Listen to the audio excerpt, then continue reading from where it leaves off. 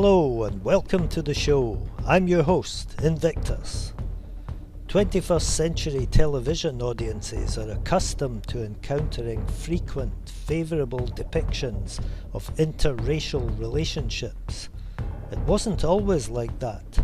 There was a time when British television companies observed an unwritten rule against portraying amorous interaction of white and black. In this show I'm going to talk about the history of dance troupes that appeared on British television programmes in the 1970s and early 1980s, and the role of that history in the demise of the television race mixing taboo.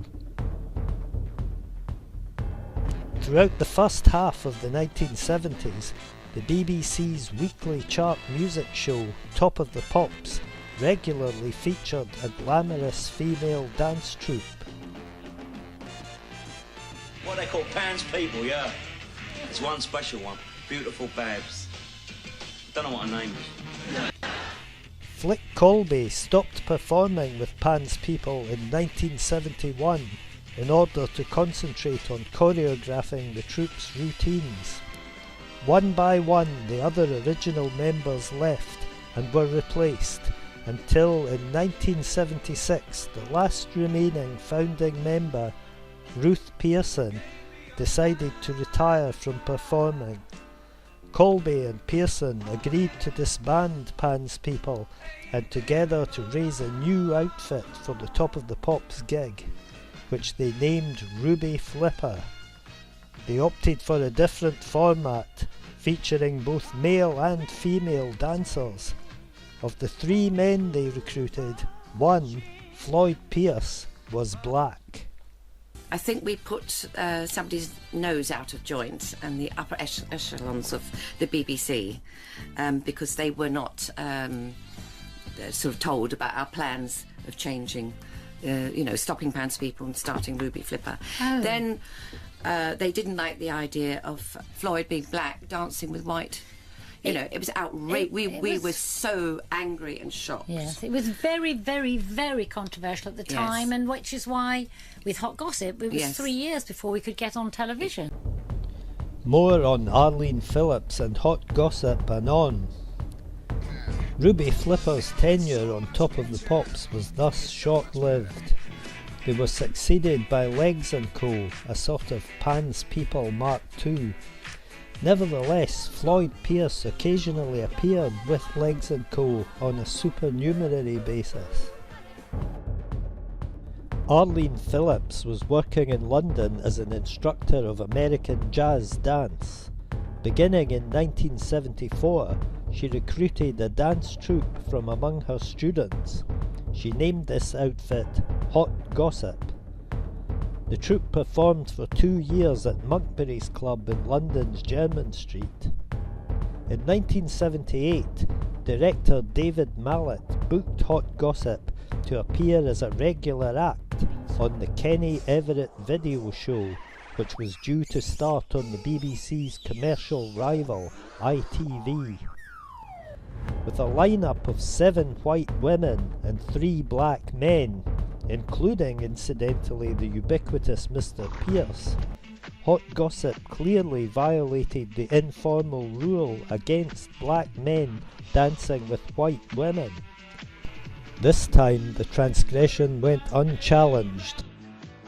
Thus outflanked, the BBC's principled stand was rendered futile. Under Michael Hurrell, who produced Top of the Pops from 1980, Legs & Co. became less prominent in the programme. They no longer appeared every week and were sometimes relegated to dancing in the background. In 1981, they were dropped from the show. The final Top of the Pops dance troupe, Zoo, appeared on only a minority of shows during their tenure. They comprised a multiracial pool of dancers of both sexes. Of course, mixed-race dancing had been opposed because an eligible dance partner might be considered an eligible romantic partner. There was still a view that broadcasting media should respect traditional morals. The removal of the ban on interracial dancing on television helped to open the way for the normalisation and promotion of miscegenation in the mainstream media. Flick Colby's choreography for Top of the Pops didn't particularly emphasise or eroticise the interracial aspect of the performances. Colby and her collaborator Ruth Pearson were perhaps indifferent to the issue of race. Arlene Phillips' approach was very different.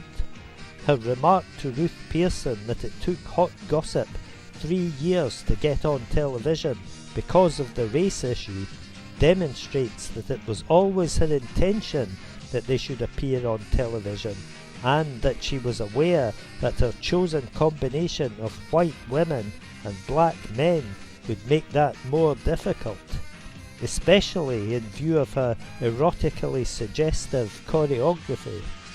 Anyway, it's all done in the best possible taste.